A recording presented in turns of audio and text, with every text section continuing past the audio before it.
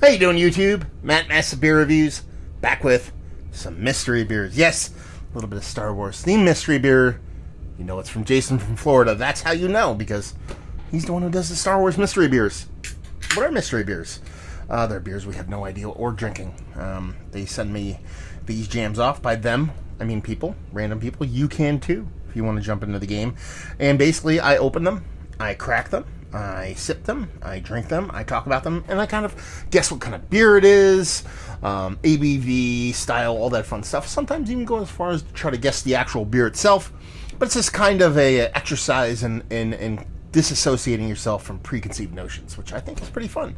It's caught on. A lot of people are doing it now, and it's pretty fun to watch. So let's dive into the sucker. Wrapping-wise, you know, I love me some OG paper towel with the blue painter's tape, but call me a kid of the 70s. I love me some Star Wars. Now, as far as this beer looks from a distance, is that a Kolsch? I get Kolsch vibes from this. Yeah, I get like lager vibes, Kolsch vibes from this. It could be somebody's IPA, somebody's pale ale, somebody yada yada yada, saison, whatever. But for some bizarre reason, from a distance, maybe it's a combination that slightly soapy, not overly creamy, tight, compact bubble head. It's more kind of soapy and kind of random. With the way that color comes off, it's kind of a washed out kind of caramel color. Reminds me of a Kolsch.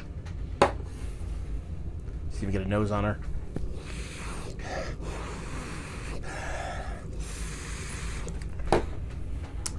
That's a Kolsch. That has to be a Kolsch. It has to be. Yeah, I mean, it is giving me that crisp, clean, kind of chuggable, crushable kind of Kolsch vibe, but there's nothing there as far as lager goes. So you're getting that crisp, clean, low ABV kind of lager vibes, but you're not getting the lager yeast, so it just comes off like a Kolsch to me. Yeah, soft malt, a little bit of soft kind of fruitiness in there, maybe a little bit of melon vibes. You can get that from a couple different hops, sometimes even traditional kind of hops. But yeah, soft malty sweetness, a little bit of soft kind of melon vibes, very gentle. That's it, done and done. So the nose is telling me a Kolsch. Let's dive in. Cheers.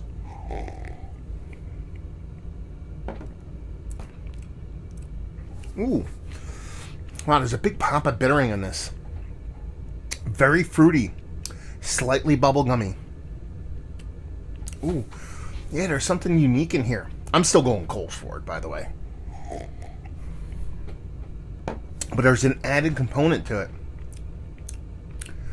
Yeah, it kind of props up that fruitiness. Accentuates it. The volume goes up in that fruit portion of the show. So it's still kind of melon out the wazoo, but then there's a bubblegum portion of the show, and there's a slight spiciness, a little bit of herbal tea-like thing going on for it. So what do we have going on here? I don't think this is macro beer. I'm willing to say absolutely without a doubt this is not macro beer. This is a small beer, small brewery.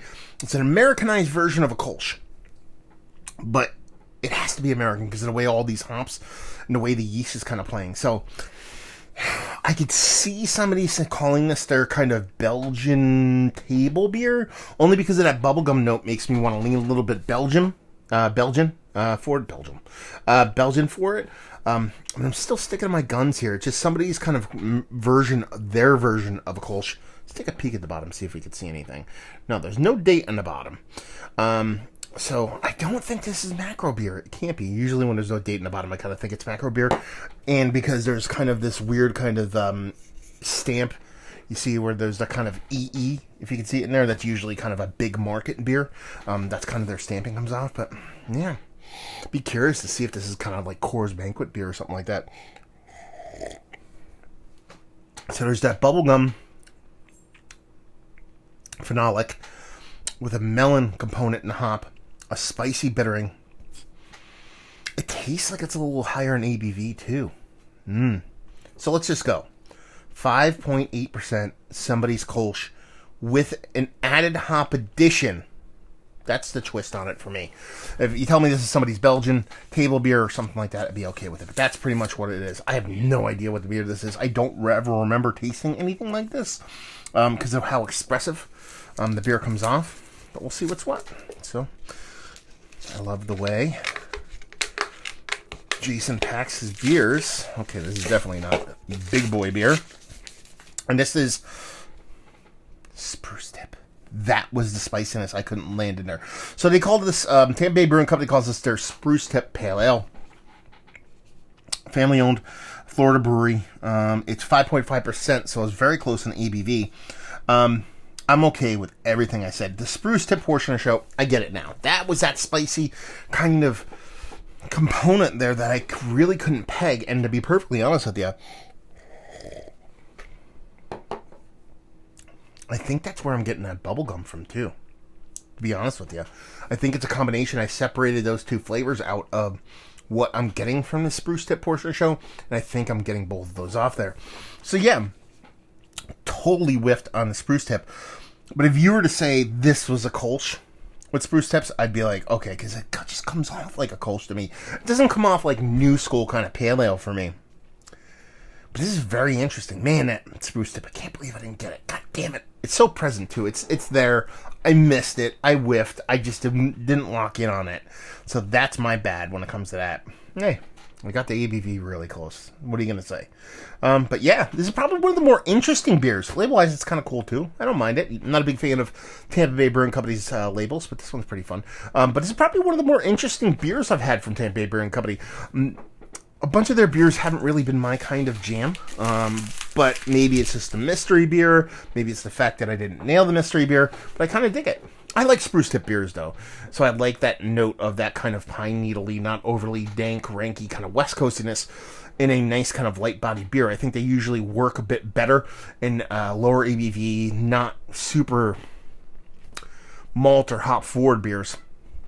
So I think it worked really cool here because it does come off as a hop addition to me. It does come off as that hop addition, which is kind of what the Spruce Tip is going to come off like. But here, it shows in that kind of pine needle-y fun kind of way.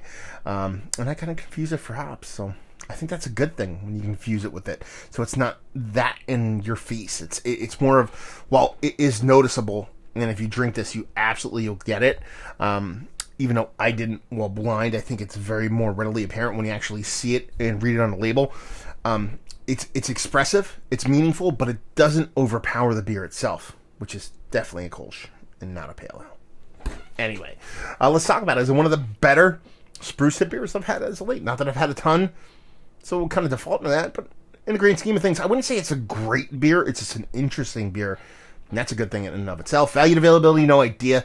Maybe somebody down there in the FL, Jason or otherwise, can let me know what's what when it comes to this beer as far as value and availability, and leave you with if you like what we like this beer, if you like pale ales, if you like Kolsch's more specifically, you like crushability and you want a little bit of expressive kind of piney jams, a little bit of needly jams that doesn't get overtly in your face.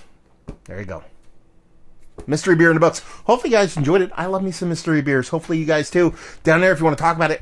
Mystery beers if you would like to send some along. The only way I could do it is from help from you guys. Kind of like a telethon we're doing right now. It's like a Nova PBS level shit right now. massivebeers@gmail.com. If you want to check me out doing the social media stuff, just type in Massive Beers in the old Googs. Beer Massive. Type that in the old Googs and you find me doing a podcasting thing. And hopefully you guys enjoyed the review. Hopefully you're enjoying a little bit of fresh cut jams right now. And hope to see you next time. Cheers.